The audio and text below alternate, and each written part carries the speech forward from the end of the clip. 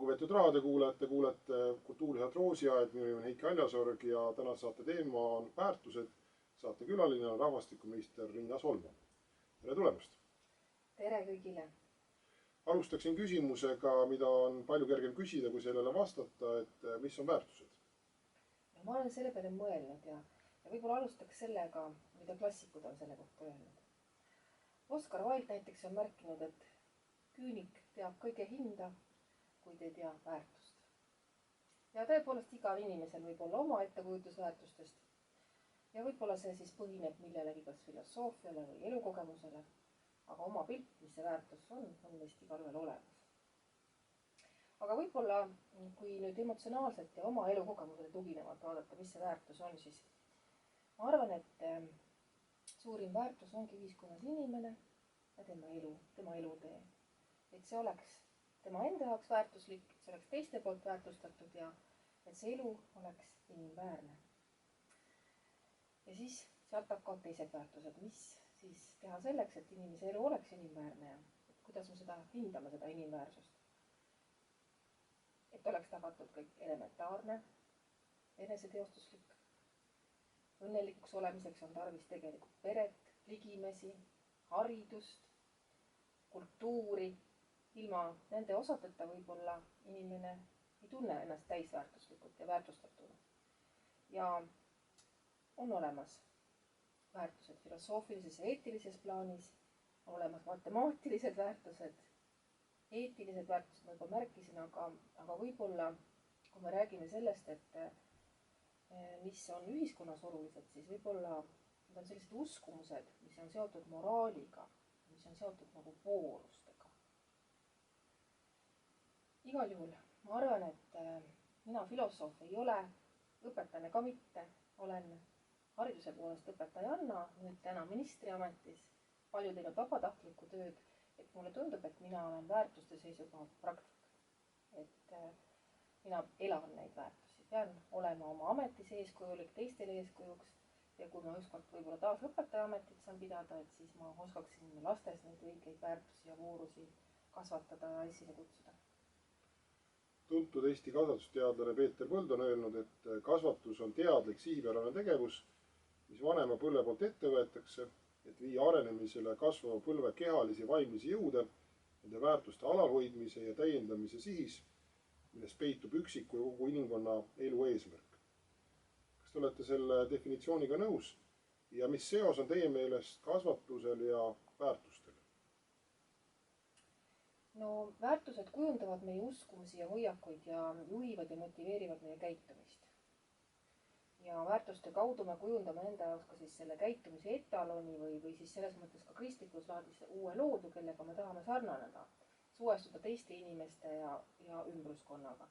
Ja Peeter Põllu öeldud pean ma ka tänapäeval väga kehtivaks mõtteks, millest võib-olla juhindada, sest et kasvatus, see on nagu protsess ja väga paljud väärtused omandataksegi protsessi käigus.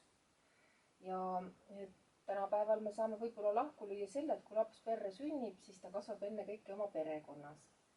Öeldakse niimoodi ka raamatute raamatus, et me tunneme siis vilja tema puu järgi või puud tuntakse tema viljast, seda pidi just nimelt.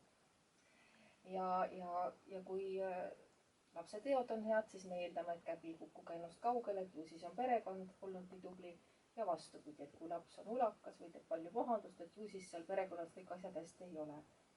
Aga võib-olla päris nii me vaadata ka ei saa, et ainult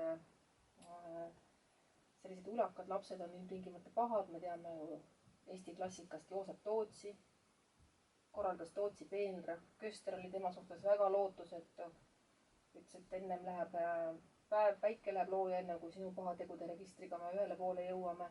Aga ja samas, eks ole, et kas siis ta kandis sellel hetkel head vilja oma elus, et tegi palju pahandust, üleannetusi, tegi keelatuid tegusid ka, kuigi talle öeldi, kuidas on õige käituda, aga samas teame me jälle sellest samast järgmisest romaanist, siis, mis järgnes Kevadele Lutsul, et temast kasvas üks tubli mees, kes siis tegelikult kasvatas vilja ja ja oli tubli põllumees ja kasvatas ka teistele seda head vilja söögiks ilmselt, et temast sai tubli inimene, et päris nii me lähtuda ei saa.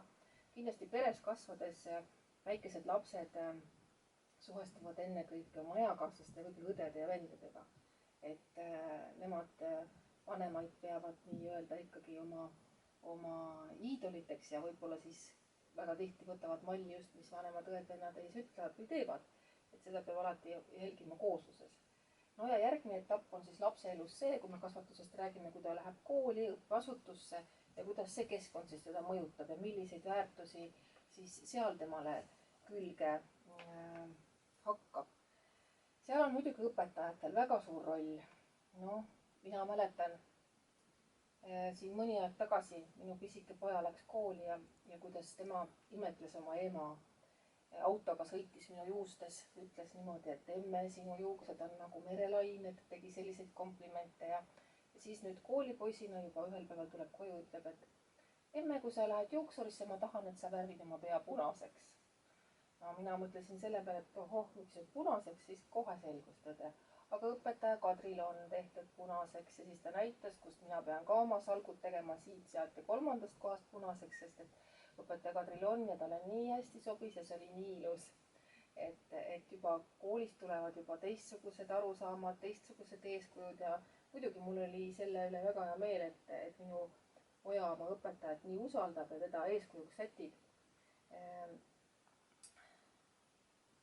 Siis selles mõttes mõlemad keskkonnad on olulised. Nii siis perekeskkond, kus laps kasvab, kui ka siis see keskkond, kes talle haridust annab, kes tema ümber on. Ja kui need vanemad ei ole nüüd teadupärast, alati kõik vanemad ei jaksa olla nii tublid kui teised. Ja kui kodus ollakse kergemeelsed, ka sahned, võib-olla isegi rumalad, aga see ei tähenda seda, et oma last ei armastata. Teadupärast me teame, et kui lapsed on ka lastekodudes ja neil on olemas emad ja isad, siis nendel on nende vanemad alati kõige kallimad. Ja see ei tähenda, et vanemate saatus on selline, et siis ka lapse saatus on taoline. Tihtipeale need samad vanemad, kes ei saa võib-olla ise oma eluga hakkama, ei soovi oma lapsele sama saatust ja tahavad, et temal läheks paremini ja tema elusaatus kulgeks paremini ja teevad ka võib-olla nii palju, kui nemad suudavad, ka või sellega, et nad oma lapse ära andnud. Et nende keskkond oleks korralikum, parem ja tulevikul oleks ilusamaks. Ja siis on juba nende ümbritsevate inimeste kätes, et selle inimese elutee kujuneks läbi siis erinevate kasvatajate, õpetajate siledamaks. Juba natuke oli sellest juttu, tsitaat, mida mõtlesin küsida, sai ka juba ära nimetatud, aga ma küsin üle, võib-olla tuleb veel natukene huvitavaid mõtteid juurde. Et raamatust loeme, et kui puu on hea, siis ta viligi on hea, või kui puu on halb, siis ta viligi on halb, sest puud tuntakse tema viljast. Ehk siis mõned lapsed teevad rohkem pahandust kui teised ja kas me saame siin midagi ette võtta või tuleb käega lüüa, et juba Tootsi veenlast oli juttu, aga võib-olla on veel mingeid mõtteid. Jah, mina kindlasti ei arva, et midagi ette võtta ei saa. Võib-olla jah, õpitakse vahel vanemate käest ka ükskõiksust, võib-olla ka vägivaldsust. Me teame, et meil on Eestis palju perevägivalda ja kuidas sellest lahti saada, ikka algab see kõik kodust ja ennetustööst juba kaaslase valikust. Tuleb lastele maast madalast õpetada, kuidas elu käib. Kuid puud tuntakse küll tema viljast, aga me teame ka väga palju teistsuguseid näiteid. No, minul on väga head tuttavad Lootuse külas. See on küla, kes siis rehabiliteerib alkoholikuid ja narkomaane. Ja seal on inimesed, kes oma eluga on nagu nii puntras, et enam muud valgust ei näe. 4 seina igal pool ainult üles vaadates on valgus. Nad on otsustanud oma elu anda Jumalale ja Jumal on teinud imet nendega. Tõsi, 100% Lootuse külla pöördujatest sinna ei jääb 25%. Programmi võtab vabatahtlikult vastu otsuse oma elu muuta, anda oma elu üle Jumalale, kes siis teeb oma töö, annab oma panuse, kui inimene on ise soovinud elu muuta.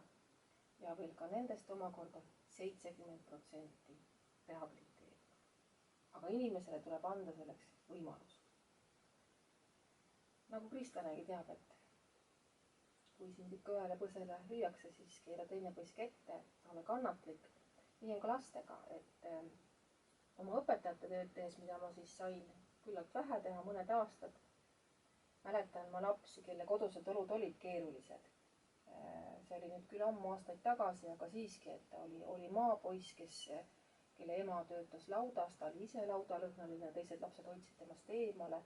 Kuna emal ei olnud aega koolitükke temaga teha, siis ta jäi teistest maha ja ta oli teiste poolt siis narrimise objektiks, aga ta tuli minu juurde, pani käed ümber minu ja kallis teda armastas ja ma nägin, et palju on lapsel tegelikult sellest lähedusest ja headusest puudu.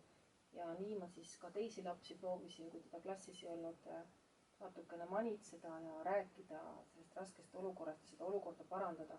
Ja mina usun, et kui sellistel lastel on elus selline õpetaja või selline täiskasvanud inimene, kes neist siiski hoolib, et kas või selliseid lootusrikkaid hetki pakkuda talle aeg-ajalt, siis selles lapses ikkagi see lootus elab.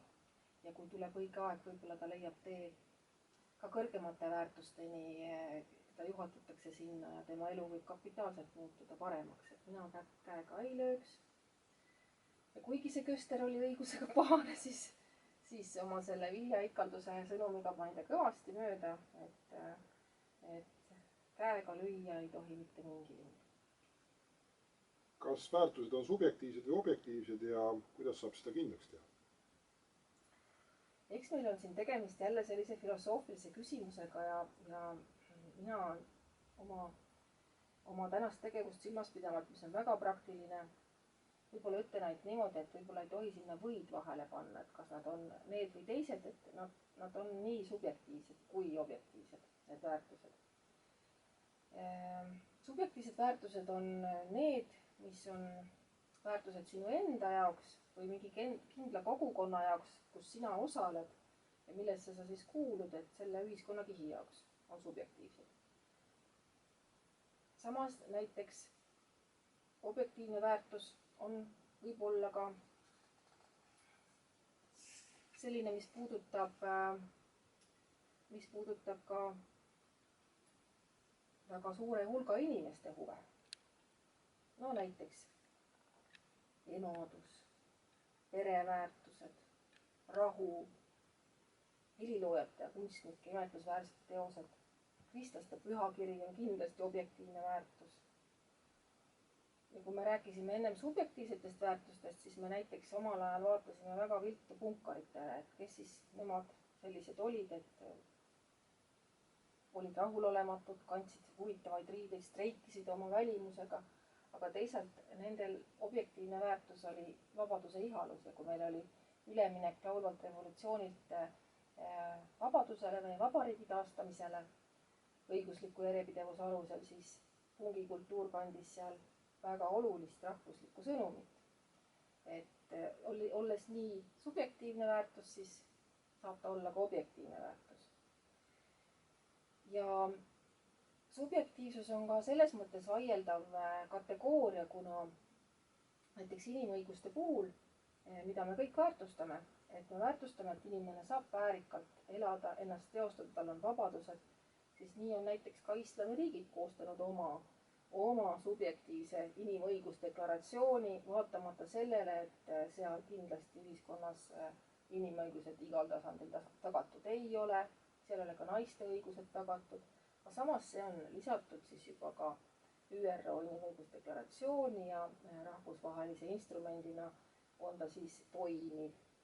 Et ka totalitaarsed riigid kipuvad kehtestama oma arusaamu inimõigustest ja demokraatiast, näiteks nõukogude ajal nii oli. Ja tänapäeval on ju küll selliseid arvajaid, kes arvavad, et ka holokaust tuleb kahtluse alla seada, mis on ju päris naeruväärne, et seega võitlus oma väärtuste ja väärtusruumi eest käib ikkagi täie hooga. Riiklikus õppekavas on kirjas alusväärtused, mis jagatakse üldinimlikeks väärtusteks ja ühiskondlikeks väärtusteks. Üldinimlikud väärtused on ausus, hoolivus, aukartus elu vastu, õiglus, inimväärikus, lugupidamine enda ja teiste vastu. Ühiskondlikeks väärtusteks on vabadus, demokraatia, austus emakeele kultuuri vastu, patriotism, kultuuriline mitmekesisus, sallivus, keskkonna jätkusuutlikkus, õiguspõhisus, solidaarsus, vastutustundlikkus ja sooline võrdõiguslikkus. Need on 17 väärtust. Kas need väärtused on teie meelest ühtviisi tähtsad ja olulised? No jaa, üldinimlikud väärtused on tegelikult absoluutsed väärtused ja nad ei ole seotud mingisuguse konkreetse kultuuriga. Noh, hoolivus, aukartus elu vastu, õiglus, inimväärikus, lugupidamine enda teiste vastu, see on elementaarne ja selle poole peab püüdlema ja see kasvatabki meid inimeseks igas ühiskonnas ja igal ajal ja need on sellised universaalsed väärtused. Aga ühiskondlikud väärtused seevastu on konkreetsemalt seotud ikkagi kultuuriga ja keda siis järeltulev põlvkond jälle, mida siis taastoodab sedasama väärtusruumi, mida see kultuur, kus ta kasvanud on talle andnud. Ja ühiskondlikud väärtused nüüd võrreldes siis üldinimlike väärtustega on siiski ajas muutuvad. Ja noh, meil ei ole ju läinud väga palju aega mööda näiteks nõukogude ajal, kui lapsi näiteks taheti kasvatada vanematest eraldi, öeldi vanematele, ärge võtke neid nii tihti sülle, ärge hellitage neid nii palju, et siis kasvab õigem inimene. Või no oma enda näitel tean, et mina olin 8-kuune, kui juba pidin lastesõime minema ja ema tööle ilmtingimata. Ja et üldse sai 8 kuuni ta mind kodus hoida. Või ma mäletan seda, mina muidugi ei mäleta, ema mäletab hästi, et kui ma olin 6-aastane ja jäin haigeks, siis võeti mind emalt ära, pandi haiglasse ja ema juurde ei lubatud. Ta ei hakanud tagant piilumas käia, üldse ei teadnud, mis lapsega on, et mida ma siis ise tundsin seal, seda ma loomulikult ei mäleta. Et seega ajas on see kõik muutuv ja kui me räägime sellest, et õiglus ja lugupidamine teiste vastu on üldinimlikud väärtused ja demokraatia sallivus on näiteks ühiskondlikud väärtused, siis tegelikult on ju sallivus on ju siis tegelikult lugupidamise suhtes sarnasel positsioonil, et lugupidamine teiste vastu peaks justkui olema sallivuse koostisosa. Ja õiglus peaks olema jälle üks demokraatia alustalasid. Et paljud asjad on ka tõlgendatavad. Et näiteks sallivus on küll õilis nähtus, me sallime teisi, suhtume neisse hästi, aga samas poliitilisel tasandil püstitame väga tihti küsimusi, kas me sallime ka mittesallijaid. Et seda päris niimoodi ei ole üheselt. Ei saa öelda. Ja poliitilises debatis ja meedias lausa sallivuse pooldajad tegelikult ju vihkavad mittesallijaid. Aga samal ettekäändel saaks ju vihata ka kõiki teisiti mõtlejaid, tembeldada neid sallimatuteks. Seega tuleb meenutada, et keskajal saadeti siis teistmoodi väärtustele viidates, mida ei sallitud. Saadeti inimesed tuleriidale ja nõukogude saadeti nad Siberisse. Meil alles oli 25. märts ja teame, kuidas siis tembeldati inimesi ei tea kelleks, igal juhul nõukogude režiimi vastaseks ja pandi nad koos perekondadega vagunisse. 25. märtsil 49 aasta läks siis 20 000 inimest Siberi poole teele. Kõige noorem nendest oli 3-päevane. Väärtuste kohta on kirjutatud erinevaid tekste, raamatuid ja dokumente. Tuntumad nendest on 10 käsku, Hippokratese vanne, Kristuse mäejutus ja kuldne reegel, ÜRO inimõiguste ülddeklaratsioon ja Euroopa Liidu põhiõiguste harta. Milliseid tekste usaldada ja milliseid mitte ja mis on kriteeriumiks? Tänapäeval räägitakse ennekõike põhiõigustest, mis on siis nendes dokumentides ka kõik kajastatud leidnud. Ja ajalooliselt näitavad need dokumendid kõik ühiskondliku mõtte arengut, seda, mida sellel ajal oluliseks peeti, aga mida võib üldistades öelda, et siis on alati elu väärtustatud ja inimväärikust väärtustatud, väärikat elamist. Seetõttu kristlased ja meie saame olla südamerahuga õnnelikud, sest Uus Testament tegelikult nendest väärtustest kõik lähtub. Ja meie väärtused ei ole kuidagi ümber lükatud ja meid mittesallijateks ja teistmoodi mõtlejateks nimetada ei tohiks. Kuigi mõni seltskond tembeldab ka kristlasi vananenuteks või keskaegseteks või oma aja äraelanuteks ja tahab midagi veel progressiivsemat. ÜRO inimõiguste ülddeklaratsioon ja Euroopa Liidu põhiõiguste harta on usaldusväärsed. Aga samas ka siin peab olema valvel. Aeg läheb edasi ja varem või hiljem võivad tekkida jälle uued tõlgendused mis siis tolleaegsete koostajate mõtetega ei pruugi üldse kokku minna. Ka piiblit ju tõlgendatakse erinevalt. See ei tähenda, et me nagu lõplikult ei saa neid nimetatud dokumente usaldada. Pigem me ei tohi usaldada pahatahtlikke tõlgendusi ja selle väärkasutamist. Kõik inimesed on võrdsed, aga sellele apelleerides siiski üritatakse kaubelda endale ju selle varjus välja võib-olla suurimaid õigusi, näiteks kui põlisrahval. Me räägime keeleruumist. Näiteks õigus mitte osada eesti keelt, asukohamaa keelt ja näiteks õigus nõuda mõnelt põlisrahvalt hoopis oma keeles rääkimist ja teenindamist. Me teame, meie suur idanaaber ei ole alati heatahtlik ja alati apelleerib inimõigustele, samas on ju ka ta näidanud, et ta massiliselt rikub neid, ründab teisi riike ja hõivab nende naabrite maid. Nii et inimõigused ja rahvusvaheline õigus on kahtlemata väärtused, aga me näeme ka seda, et neid vahetpidamata rikutakse. Peamine on see, et siiski need dokumendid, mis on koostatud, et nad töötaksid üldinimlike ja heaolu, kõigi heaolu puudutavate väärtuste edendamiseks ja nad ei tohiks töötada nende põhimõtete ja tõlgendajate, nende reeglite rikkujate kasuks. Antiikajal olid kardinaalvoorusteks tarkus, vaprus, õiglus ja mõõdukus ning antiikaja lõppu lisandusid usk, lootus ja armastus. Kas need väärtused kuuluvad ainult minevikku või on nendel kohta ka 21. sajandi maailmas? On 21. sajandi maailmas nendele kohta. Kuigi kardinaalvooruste loetelu allikaks peetakse tavaliselt Platoni Vabariigi dialoogi, oli ka sellele eelkäijaid. Sealt see rändas Vana-Rooma filosoofide käsitlusse ja hiljem kirikuisade teostesse. Siis lisandusid Pauluse poolt Korintuse esimeses kirjas nimetatud usk, lootus ja armastus. Tegu on nende tuumväärtustega, mille väljavahetamisel tegelikult mingit mõtet ei ole, need on vägagi tuumväärtused. Seda on üritatud korduvalt teha ja juurde on ka pakutud häid asju, näiteks muid väärtusi nagu alandlikkus, halastus, ustavus, lahkus, leplikkus. Kõik väga head väärtused. Hiljutine paavst pakkus lisaks välja ka kaasaegsemaid loetelusid, näiteks digiaja voorust. Aga teoreetilise poole kõrvalt rääkides praktikast, siis kaasajal meid võib murelikuks teha nii mõnigi asi ja võib-olla siis just see tahk, mis puudutab pühendumust ja vooruste realiseerimist. Et see ei oleks ainult sõnakõlks.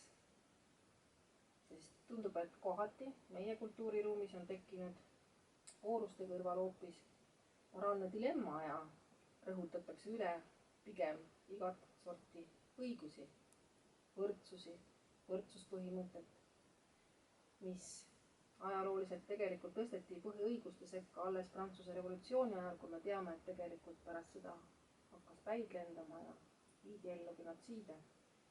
Seega vaatamata ajastutel need 7 voorust, mis said ette nimetatud, kuhugi ei kao ja me vajame neid oma ellu igapäevaselt, eriti keset seda koroonaviirust, mis praegu ei ole veel puhanguni jõudnud. Täna on kõik üksteisele vennad, vabatahtlikud pakuvad abi, aga me teame, et puhang on alles teel ja on eel. Kuidas siis inimesed jaksavad kriisis vastu pidada, selles me alles, seda me alles hakkame nägema, et seega täiesti kohane küsimus ja meelde tuletada neid 7 voorust ja täna. Ja nüüd läheme siis 17. sajandisse ehk siis uusaega. John Locke on väljendanud mõtet, et inimene on sündides tabula rasa ehk puhas tahvel. Kas te olete sellega nõus?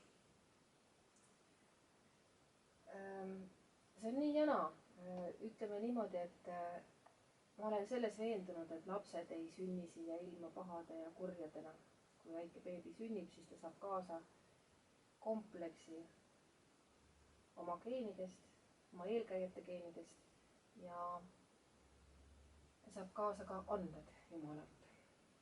Kui vaid see keskkond, vanemad, perekond, kõik ümbritsev, õnnestub lapsel kõik selle realiseerimiseks luua, siis võib öelda, et see laps on tabula rasa ja kõik, mis on temasse köidetud, saab ka ära kasutatud ja ühiskonnale rõõmustuseks.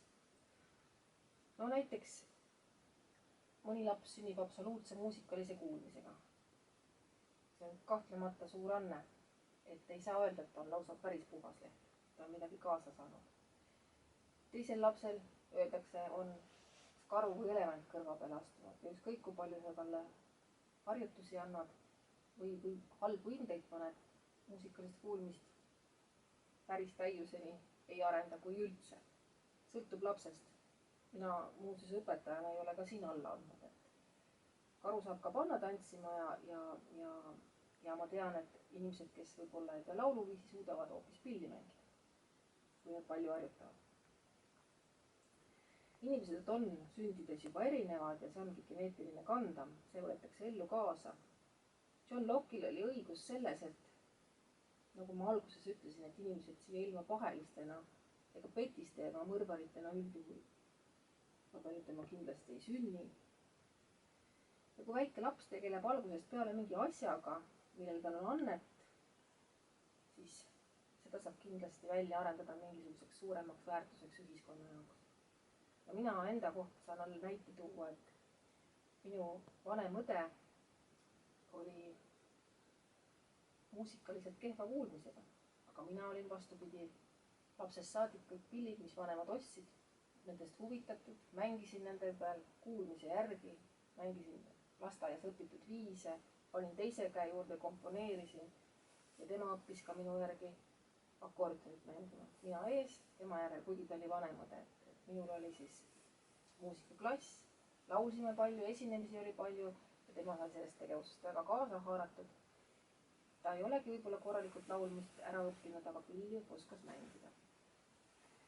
Aga muidugi, kuigi inimesele on antud sünnijärgselt võime kellekski saada, on antud võimed armastada, hoolida, siis võib ka ühiskond selle totaalselt ära rikkuda ja halvemal juhul siis ka inimesest muutub siis oma elude kujunedes võib-olla hoopis pahategija, kurjategija. Igal juhul ma olen veendunud, et ühiskonna võimuses on ka seda ära hoida või kui ka lapse teel on mingid karid, midagi on temaga juhtunud, midagi halba, siis seda parandada ja ühiskonda, taas ühiskonnastada on seda kõike võimalik, kui me sinna vaid ressurssi kaasame. Ajaloos on olnud ühiskondi, kus on söödud teisi inimesi või visatud vigaseid lapsi kaljult alla või on jäetud vanemaid inimesi metsloomadele söögiks. Kas igal ühiskonnal on õigus elada nii, nagu nad ise tahavad või peab tulema keegi, kes õpetaks metsinimist või õigeid kombeid? Kas selleks tuleb kasutada ka jõudu, kui on vaja, või tuleb piirduda ainult diplomaatiaga? Vaata selle viimasega enne kõike. Seda ma tänapäeval küll ristiinimesele pean kohe lausa kohustuseks ja võib-olla alati tasub lugeda missioni käsku Matteuse evangeeliumi viimasest peatükist. Minge siis, tehke jüngriteks kõik rahvad, ristides neid isa ja poja ja püha vaimu nimesse ja õpetades neid pidama kõike, mida mina olen teil käskinud. Igal juhul on see käsk täna ka aktuaalne, tänapäeval aktuaalne. Miljonid inimesed tegelevad täna missionitööga, on missionäridena lähetustes.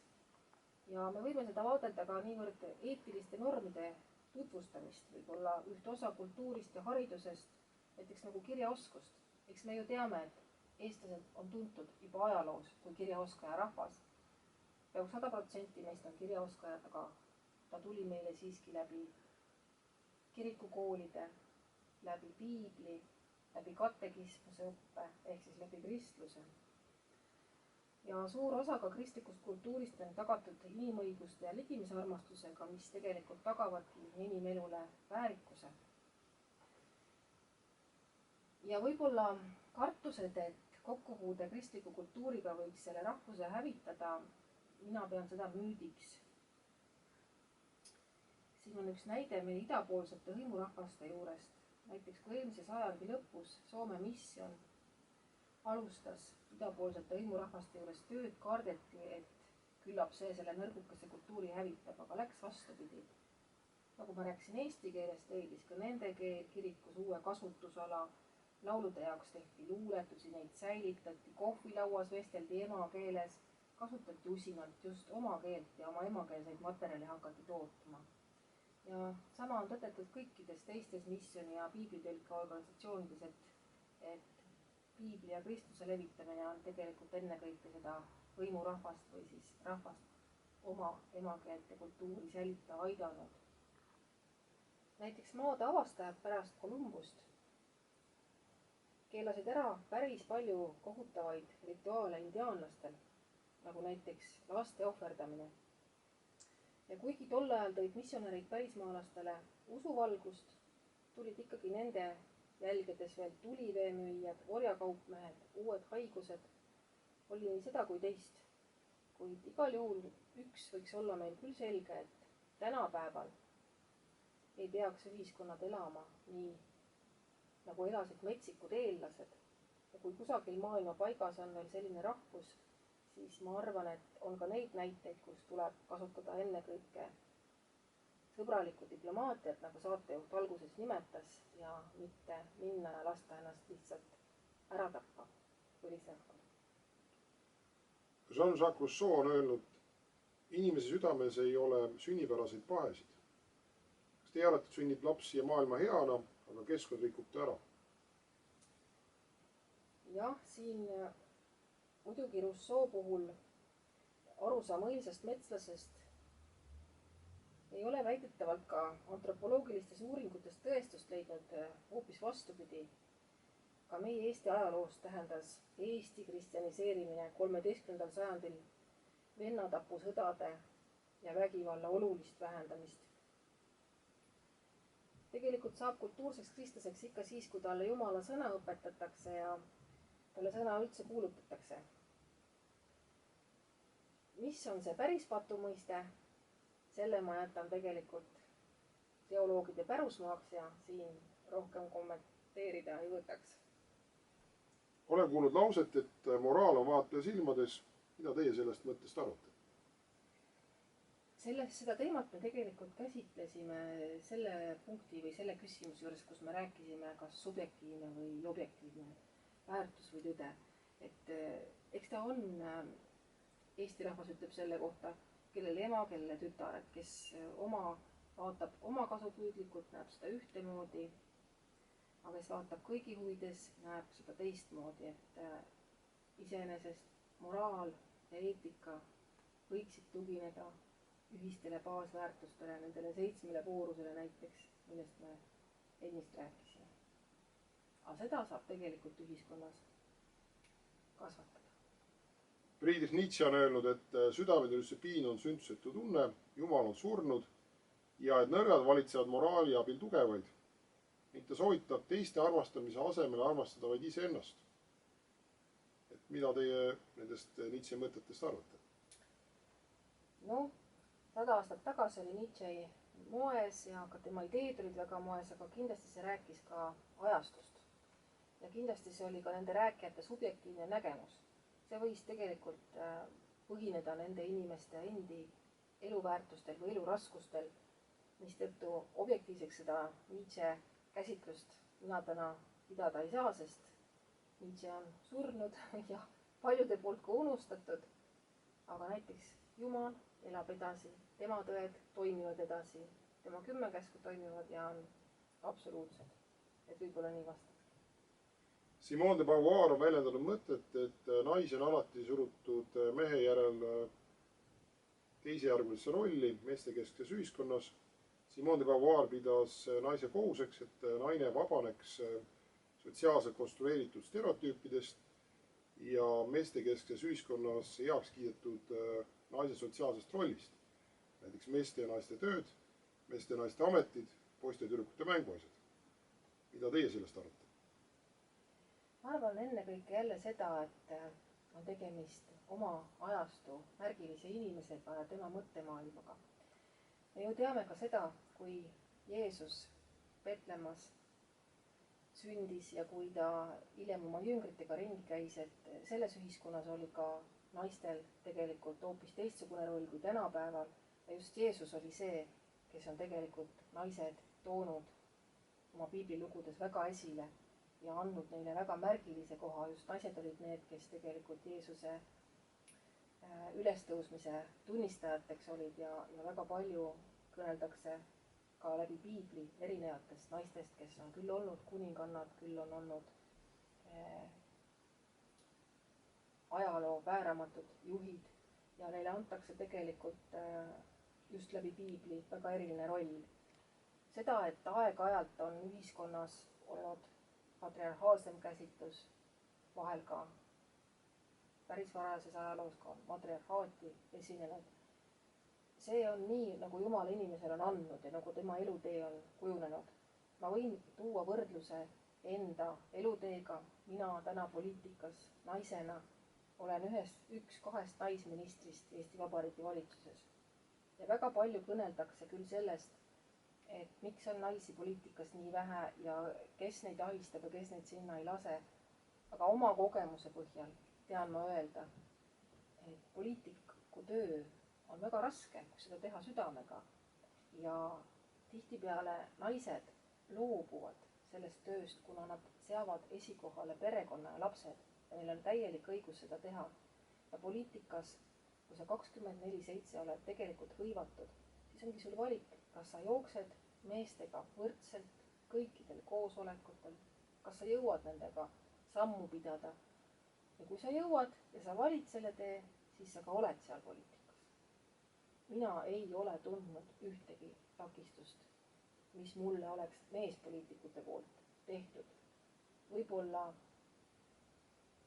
ei saada lihtsalt aru sugude erinevatest elukäsitlustest või naisi peetakse tihti emotsionaalsemateks, aga samas ei ole ma tähele pannud, et neid peetaks halvemateks juhtideks sellepärast, et nad on naissoost. Me teame ka ajaloost mitmeid naisjuhte, naisväejuhte. See sõltub ikkagi inimesest, kelleks Jumal on ta loonud, millised anded on ta selle inimese sisse peitnud ja kuidas Jumal soovib seda inimest kasutada. Aga ennekõike, kas inimene kuuleb seda Jumala kutset. Ja kui me räägime Simone de Beauvoirist, siis tema kindlasti rääkis oma ajastule kohastest probleemidest. Naised said ju ka valimisõiguse alles eelmise sajandi alguses. Mina täna nende õiguste eest enam võitlema ei pea. Need on minu eest juba kätte võideldud. Aga täna oma rahvastikuministri ametis tunnen ma selgelt, et ma pean seisma perede ja laste õiguste eest. Olla perekond, olla perekonnas naine, mees ja laps on tegelikult seatud ju küsimärgi alla. Tulevad erinevad teoreetikud, kes räägivad tänapäeval jutte, et perekond ongi feodaalühiskonna igand, et kunagi olemegi kõik kasvanud karjas, kus kõik on kasvatanud kõiki. Räägitakse jutte, et lapsel ei ole vaja vanemaid, vaid väga palju armastavaid inimesi enda ümber. Ja siin ma tunnen küll enda rolli emana, naisena, ministrina, kus ma pean välja astuma poliitikas just nimelt ja seisma perekonna eest, pereväärtuste eest, õigusest, lapse õigusest omada mõlemat vanemat, nii ema kui isa, mitte inimeste enda individuaalsest õigusest ennast teostada ennast ka nii, nagu neile meeldiks teostada. Et tegelikult seame ette väiksemate ja nõrgemate huvid. Lapsel on õigus perekonnale, lapsel on õigus emale ja isale ja alles siis sealt tulevad kõik järgmised variandid, mis lapsele head on, mitte nii, et palju armastavaid inimesi tema ümber tagabki lapsele selle heaolu ja õnneliku elutöö. Ja viimane küsimus. Ameerika esseist Cynthia Ozieki arvates ei ole ülikooli kohus mitte ainult anda õigeid vastuseid, vaid esitada õigeid küsimusi. Me oleme küll raadios ja mitte ülikoolis, aga ma küsin ikkagi, et mis oluline küsimus jäi täna esitamata ja mis oleks selle vastus? Väga eestipäraselt, kui ma ütleks, mis on tõde ja mis on õigus. Aga sellele on Tammsaare juba oma raamatutes vastused andnud. See on Eesti klassika. Võib-olla ma siis lõpetuseks polemiseeriks teemal, mis on õigus ja mis on õiglus. Õigusi ajavad tänapäeval väga paljud taga, aga kas nad neid saavutades on ka õiglased, see on juba teine küsimus. Ma kahtlen, et õiguste tagaajamine, individuaalsete hüvede tagaajamine maailma kuidagi võrdsemaks muudab. Ja võib-olla ka küsimus, kas elu tänapäeval, kas ta saab minna veel paremaks, kui meil juba täna on. Kindlasti saab, sest praegune koroonaviirus ja see kriis on tegelikult ajutine ja see lõpeb varsti. kas ta meid ka paremaks muudab, seda ma ei tea. Nagu me ütleme, me oleme alles puhangu alguses. Loodame, et paari kuuga saame sellest kriisist väljuda ja loodame, et inimestel on aega praegu ka tegeleda raamatute lugemisega, järelemõtlemisega, vaimse kasvamisega. Sest enda muutmine on pikk ja vaevarikas protsess ja püsivust nõudev protsess. Igapäevane meeleparandus on väga omal kohal ja seda ka mulle endale. Ja võib-olla tasubki seda aega meeleparanduseks ja järelemõtlemiseks sellel keerulisel ajal ära kasutada ja seda aega sedapidi väärtustada. Suur tänu! Lugupeetud raadiokuulajad, te kuulsite kultuurisaat Roosiaed, minu nimi on Heiki Aljasorg ja tänast saate teema oli väärtused. Saate külaline oli rahvastikuminister Riina Solman. Headse kuulmiseni!